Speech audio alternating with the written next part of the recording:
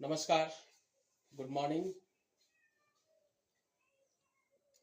हमारे बिहार में बड़ी बड़ी कंपनी नहीं है।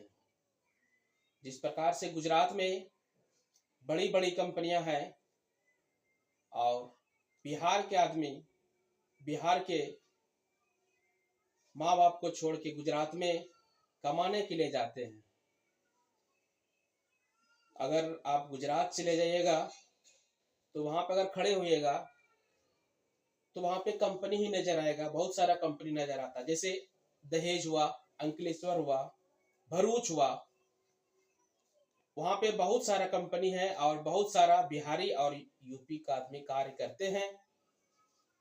उसी प्रकार से अगर हमारे बिहार में अगर कंपनी आता है, अगर हमारे सरकार लाते हैं तो कितना खुशी की बात है। उस प्रकार से हमारे बिहार में बहुत सारा रोजगार होगा। और अभी तक जो भी सरकार बनाए हैं बड़ी कंपनी को नहीं ला पाए हैं, इसमें नाकाम रहा है हमारा सरकार। हालांकि सरकार ने सरकारी जॉब दिया है, बिहार पुलिस हुआ, टीचर्स हुआ, नर्स हुआ और भी बहुत सारे स्वास्थ्य विभाग में दिए हैं, लेकिन बड़ी कंपनी लाने में विफल हुए हैं, जिससे कारण से मध्यम परिवार के लोग बाहर जाना पड़ता है। जिस प्रकार से हमारे बिहार में अगर कहीं खेत में या बिहार जाइएगा तो वहां पे आपको खेत ही नजर आएगा। गुजरात अगर चले जाइएगा, दहेज अगर वहां पे खड़ा होकर देखिएगा तो बहुत सारा कंपनी है, तो वहां पे क्या है, बहुत सारा रोजगार है।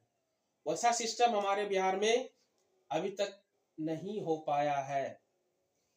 तो हमारे देश के जवान या बच्चे ही ना कुछ कर पाएंगे, या फिर बाहर के करने कौन आएगा। इसलिए हमारे बिहार में भी बड़ी बड़ी कंपनियां होनी चाहिए ताकि रोजगार हो और घर में रह के एक अच्छे फैमिली को चला सकते हैं। नहीं तो ITI करके, इंजीनियर्स करके बेटे, बड़े बड़े बेटे हो या बेटियां हो, बाहर रहना पड़ता है बिहार से। इससे क्या होता है कि बिहार का तरक्की भी कम हो पाता है। अगर वही कंपनी बिहार में रहता है, जो बेटा इंजीनियर किया है, जो बेटी इंजीनियर किया है, या ITI किए हैं बच्चे, पॉलिटेक्निक किए हैं, वो सभी छात्र बाहर में कार्य करना पड़ता है। बाहर में बहुत कंपनी है गुजरात में, वैसा कंपनी बिहार में नहीं होने के कारण से बाहर जाना पड़ता है। तो इतना साल से जो भी सरकार चलाए हैं अभी तक 2025 तक बड़ी कंपनी लाने में नाकाम रही है।